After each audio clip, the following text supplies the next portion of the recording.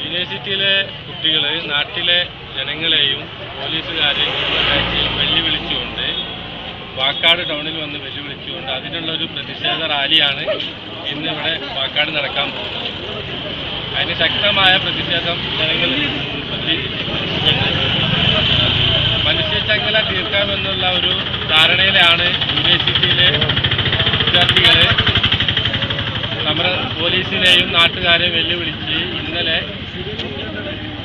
വാക്കാട് ടൗണിൽ വെച്ച് ഒരു സമരം ഉണ്ടായിരുന്നു. അതിന് നാട്ടുകാർ വളരെ ശക്തമായിട്ട് ഒരു പ്രതിഷേധ റാലിയാണ് വാക്കാട് നടക്കാൻ പോകുന്നത്.